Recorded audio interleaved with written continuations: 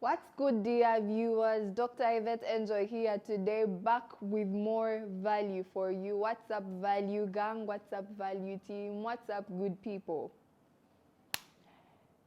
Today I'm here with things we can't afford to be doing in the year 2023, in the second half of the month of April, in the second quarter of the year 2023, and generally in this lifetime. Things that we've got to cut out and be like, no, this is where it runs out, this is where it stops.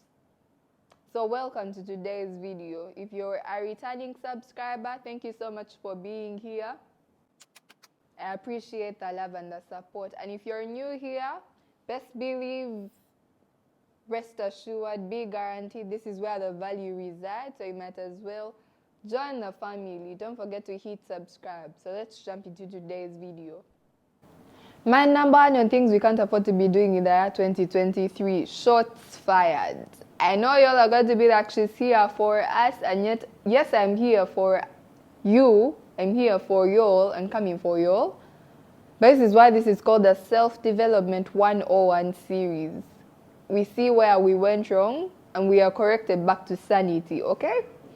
My point number one, being overly opinionated, most especially, mark this point, in quotes, underline, highlight for those that have pen and paper. Hey, being overly opinionated, especially when it's uncalled for, unsolicited for, unnecessary, and not asked for. So don't get me wrong.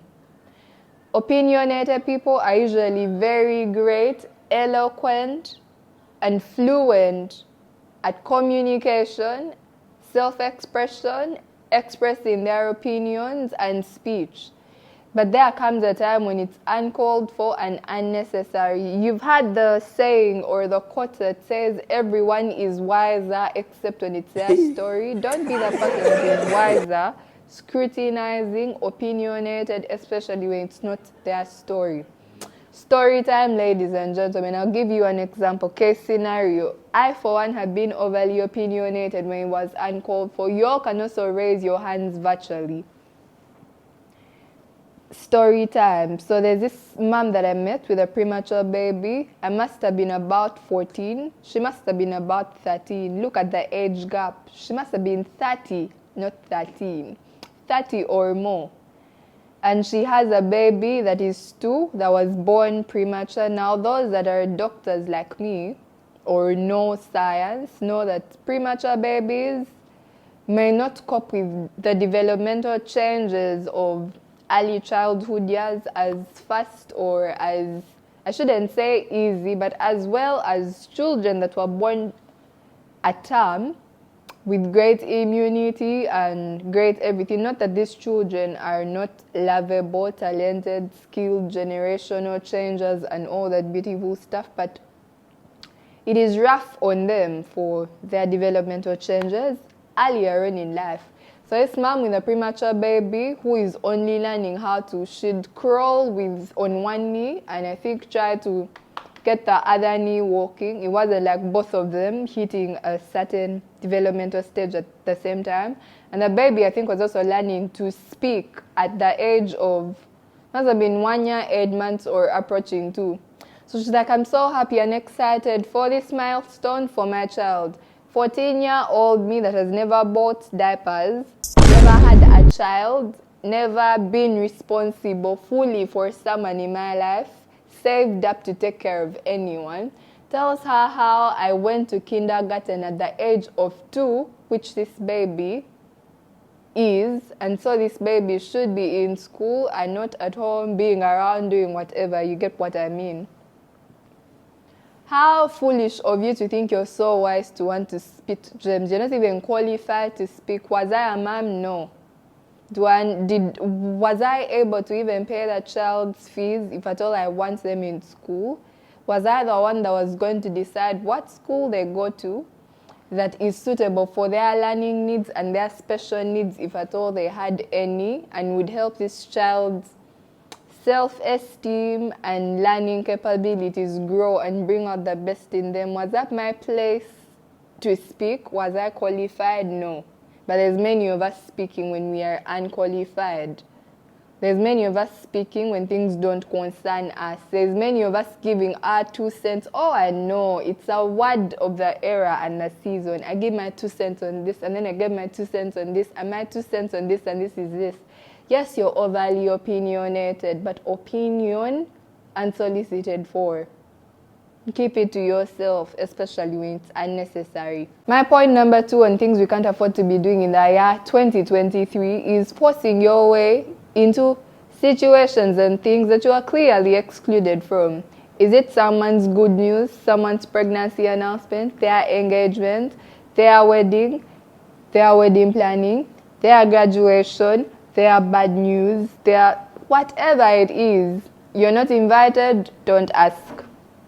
If you thought you were that important to them and you deserve to know first, and you find out, ouch, that you're not as much as you thought you are to them, take your piece of the cake and deal with it. Deal with your new discovered facts. But don't go looking for why you are not included, why you are not invited, why you are not given a seat at their table. Chances are that part of why you are excluded might not be because they do not like you, but because you're a person that we talked about in point number 1, overly opinionated, overly scrutinizing, and wiser when it's not their story. You're the sage, the 3 wise men when it's such a story. And we look for the wisdom when it's your time to act the part, when it's your story, and the math is not mathing, the wisdom is not wisdoming, the ancient. So, don't force, you're not invited, don't ask.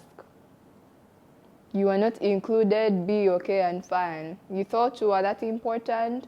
Sometimes you're even excluded from people and situations in which you're like, I deserve to be there, I've been so nice, but if they're not that regarding, a chance that you shouldn't give more now that you know the position you hold and carry and the value and weight that you carry in their sight and in their lives. That's just how it is. If people are having you on the sidewalks of their lives, be okay with the position you've been assigned. If you're assigned front row seats and it so happens that they mean that much to you, I'd also want to be given front row seats in the lives of those that mean so much to me. Then bravo. My point number 3 for today. We can't afford to be doing this trolling, character assassination, and attacking others. This is being wayward, rude, inconsiderate of the feelings of others, and masking it all up in that I can be opinionated and I deserve to have an opinion, so it must be said and I should attack them. You notice it all goes back to the mouth and lack of emotional intelligence, being overly opinionated when it's not asked for. I'd like to pose a question. Have you seen how paparazzi, is it paparazzi or paparazzi? Am I supposed to read it the British way or the USA or even the African way? Who knows?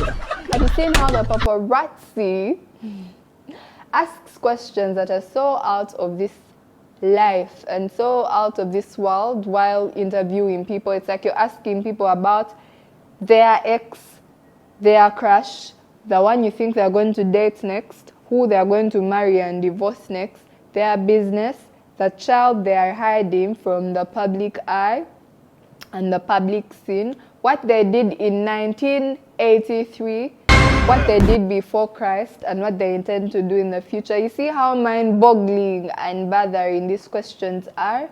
At some point, as a viewer, I'm like, and the media houses that hired these people embarrassed that person X, Y, and Z has to do this to get them what we call content to have on air.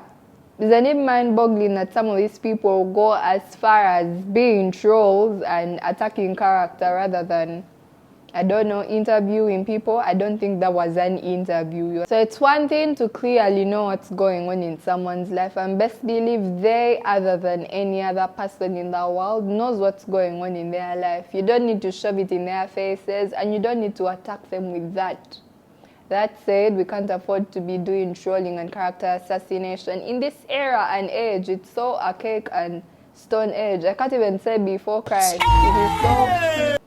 You get what I mean? My next point today is unwarranted and unprovoked insults and abuse. Ladies and gentlemen, you are the master of all your unspoken words and unexpressed thoughts, as long as it doesn't come out, right? But the minute you get out to say, you get up and say, the minute you let it out, best believe you're accountable for, you're a slave to whatever you have let out, whether good or bad. So if it so happens that you're this person that doesn't know how to say things in a nicest and most respectful way possible, you're so unwise, and you do not know how to say things in the nicest and most respectful way possible, and the other person doesn't turn out to be the bigger person who will stomach insults and degradation and move on, and they choose to clap back, I'm sorry, but you just got served. You're now being accountable. Enjoy the accountability. You're now being a slave to what you let out. I love the verse that says, it is not what comes into a man that defiles a man, but what gets out of them. It is not what you said, it is how you said it. It was not the thought, it was you actually acting on it and being unwise. So if they clap back, well, you got served. Ladies and gentlemen, abantu wange, labantu, renmen, my people, meja. This next point, discussing people's weight, and not just weight, but any other thing that you know they can't change about themselves in the flash of a second. Like, you know, if you stated it, they'd not do anything about it in a second, in a week, in a month. Come on, guys. That is so archaic, so off-brand in this era and time. Best believe they, of all people, know what's going on in their lives. Now, for you to come and attack them with it, it all goes back to being overly opinionated and speaking when you shouldn't. If you're not a fitness expert, nutritionist, dietitian, doctor, fitness trainer that they reached out to for help or opinions on how they can change that, you're in no position to speak. So you might as well hold your peace, okay?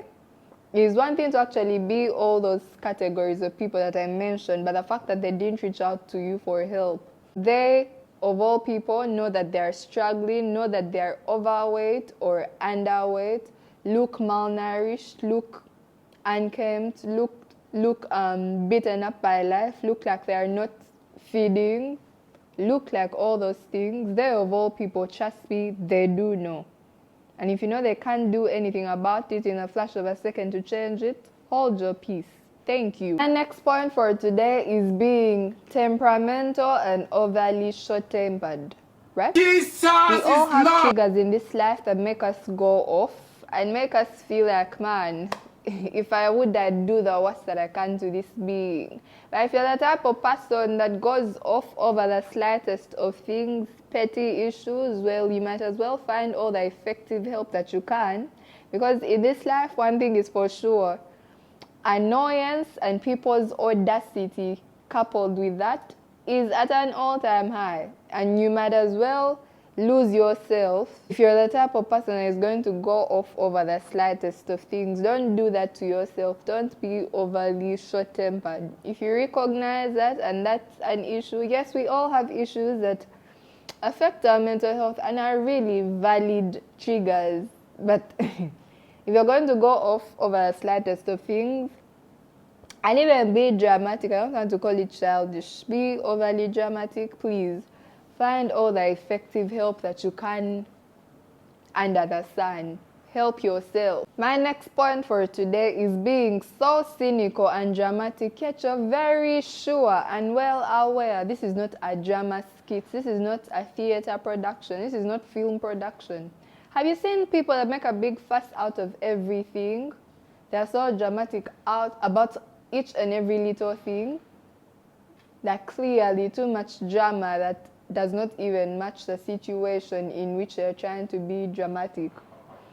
I'll give an example. Have you seen clients that walk into a store and you're told something is this price, and you disagree with the price, or you even have valid reasons to prove that this store is trying to cheat you into paying more, and instead of saying thank you for your time and excusing yourself to find a store that sells at the prices that you agree to spend on something, you're being overly dramatic and throwing words back and forth as to why they deserve to sell to you at the price you would love to take the item at. You might as well save yourself some wasted energy and bad image by excusing yourself from the store. Have you seen parents that embarrass their children for no reason or over the tiniest of things, just because they know it is in their power and right to do that to their child, but clearly forgetting and disregarding that this human being has feelings, has self-esteem that can be hurt even as young as they are or minor as they are. Our next point for today, ladies and gentlemen, is imposing your standards and expectations, especially those that aren't edifying and helpful at all. They're really not value adding. Imposing your standards and expectations of what you view as ideal onto others, and even expecting them to do something about your standards, about your opinion. Like how many tiers someone's wedding cake should be for their wedding to qualify as high-end wedding. How someone's makeup should be done. It is one thing to be helpful, by the way, and tell someone, sister, the way you blended those colors is giving circus vibes. It is giving Jesus is Lord clownery, a clown's show, right? You're dressed up as a clown. It is one thing to be helpful and as honest as possible, but if you know it's not edifying, value adding, and you even want them to do you're imposing standards and you even want them to feel bad about it. Like what weight someone deserves to be, what clothes and brands they deserve to wear to pass off as classy, what car they need to drive, where they need to be in life at a certain age. You're actually so bold for doing that if you're not their parent or mentor or an authority they are submitted to in their life. Still about things that are ideal to you, who qualifies to be beautiful and who qualifies not to be beautiful. What qualifies to, I don't know. It is one thing for you to view certain things as ideal and even be sentimental about them and defend them with every fiber of your being and explain why they should be right. From a personal point of view, that's fine, but for you to want to impose them on others and want them to feel bad about them not thinking like you or viewing things from your point of view is so wrong and doesn't deserve to be going on in the year 2023. Bad-mouthing people, especially when it's uncalled for. It is one thing to verbally express how someone hurt you or where you disagreed with them or how you thought they should have acted better, more mature or wiser, or even want to protect someone else from falling into the trap that you did or the facing the same scenarios that you faced with a given individual. But if you know you're just doing it solely for the purpose of bad-mouthing someone, tainting their image, and coming off as perfect in that moment as you're speaking ill about them, should you even be speaking ill about them? You can express how much you disagreed with someone minus using the most degrading language and tainting language to someone's image ever. But if you're just doing that to come off as glorified and perfect in a moment, better than them, come on now. You're not before a judge trying to win a case, trying to plead your case out and trying to find all ways the other person's image can have dents and loopholes and come off as bad. It's so hurtful when it's the people you're closest to doing that. So-called family, gang, besties, I'm so sorry, but besties doing that. Squad. We all can be doing that to people that are that close to you. That is hypocritical. My next point on things we can't afford to be doing in this era and age, staying in friendships, cliques, Relationships, ladies and gentlemen. Yes, I'm coming for them. Friendships, cliques, relationships that have more drama, backstabbing, snitching, slander, degradation. They have more of that than peace, love, joy, edifice, and harmony. You can't be doing that to yourself. Go where you're valued, go where you're celebrated, or at least encouraged and pruned and surrounded by people and an environment and a support system that makes you better than you were before. Go where you're genuinely supported. Don't go where you're dampened and you're paying a therapy bill trying to get back to who you are and mental health maintenance, all because you stayed where you don't deserve to be. Whatever the reason you have for being in that clique, friendship, social circle, it might be status, it might be validation, it might be a sense of belonging, whatever the reason that you have. What is status and belonging and whatever benefit you're getting from that and validation without peace and harmony? Your mental health is literally the collateral damage, the price that you're paying. What is all that without confidence in self? Without loving who you are, without enjoying being who you are. It's okay to outgrow that drama and be like, this is not working. It's okay to outgrow the clique that you once fit in so perfectly as a piece into a puzzle. It's okay for you not to fit in anymore. Well, find your next puzzle or grow into your next self. It's okay for you to outgrow it, but don't stay there, okay? Don't stay where your growth is watered down and destroyed instead of where you have sunlight that's encouraging you to bloom. Our next point for the day is talking down on people's dreams, passions, and their lives as if negativity is all that you are made for. Have you met people who the first thing that comes to their mind and the first thing they utter when they see a cute couple online or a photo shoot or anything, a picture, is it will end in tears? Well, if you're that person, I would like to take this opportunity to get one-on-one with you and ask, who hurt you?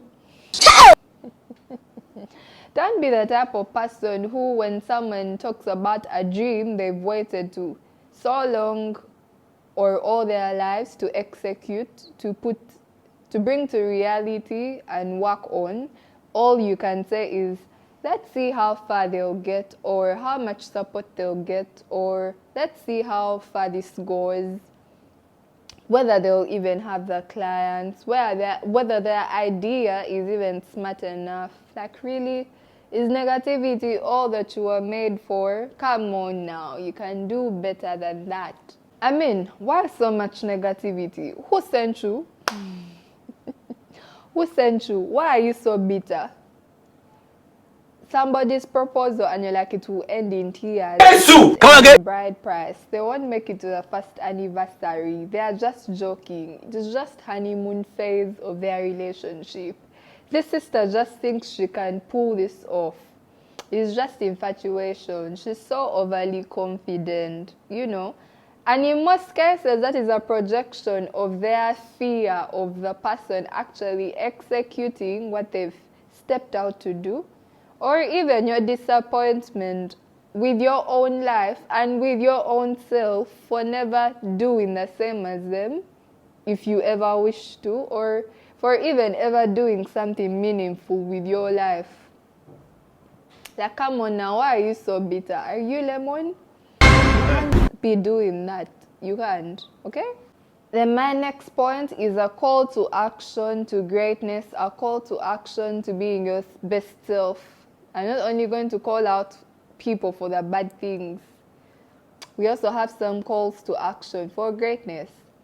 So one other thing we can't afford to be doing in this era and age is waiting for opportunity to be placed in the palm of our hands on a silver platter handed to us without us being assertive, putting ourselves out there, being on the lookout for opportunity and working towards opportunities and preparing for them. It is one thing for you not to have the opportunities, but you know within your heart of hearts that you're preparing for that kairos moment, that eureka moment, that one moment that is going to be your hit and trajectory to fly. Sometimes you might have uncertainties and you're like, what's the point of working towards something while being uncertain? But best believe when the opportunity comes and finds you prepared, it's all going to make sense in the end.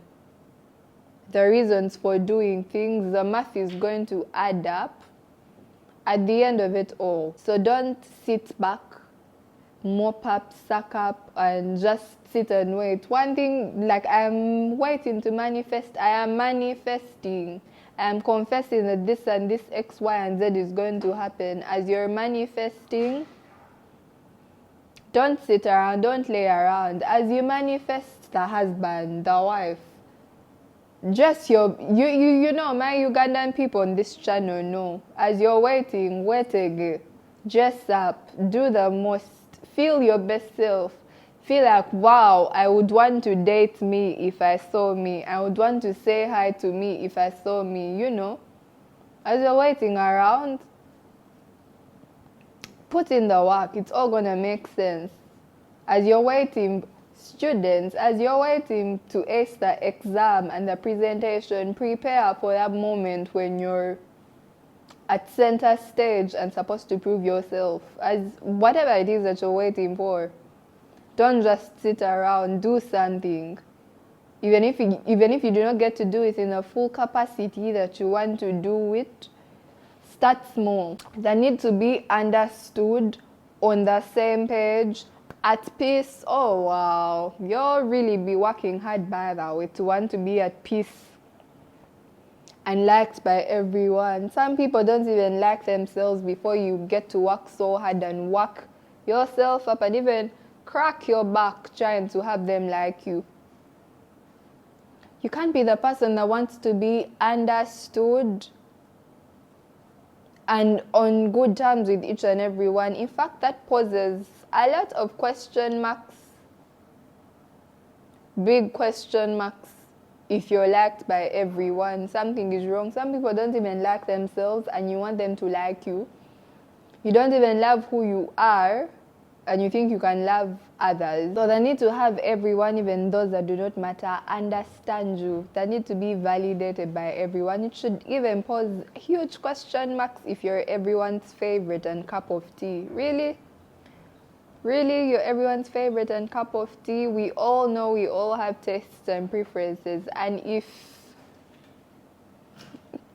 sorry to sound so wrong, but if you're liked by everyone, like you're the, you know people who say I do not have a type, right? So if you're the one that every type likes, your every type's type, then I don't know if you get the analogy, right? People that say I do not have a type, we flow with everything. So if you're the flow that everyone likes, then come on now. You're the I do not have a type of every type's type. Does that make sense? You can't afford to be liked by everyone. And you need to know who matters. There's people that matter in life and there's everyone else. There's those that we are accountable to, those that we answer to, those that we owe an explanation, those that we would do the most to have their validation and recognition and whatever it is that you might call it. But there's those that do not even matter. And if you're struggling so much, cracking your back, stressing your beautiful life just to earn their validation and be on their good side. Some people don't even like themselves and you're breaking your back trying to be liked. You're trying so hard to be everyone's type even when other people got no type. What do we call people that are everyone's type? Anyway, that was it for today. Don't forget to subscribe. You found this valuable, impactful, and helpful. Self-developing, just as a series, Self-Development 101 series. And yes, don't forget to share this. Keep it Dr. Yvette Angel. Thank you, Value Gang. If you're new, don't forget to subscribe. Tell someone about me, because one thing about me is value is guaranteed. Peace out. I hope you enjoyed this.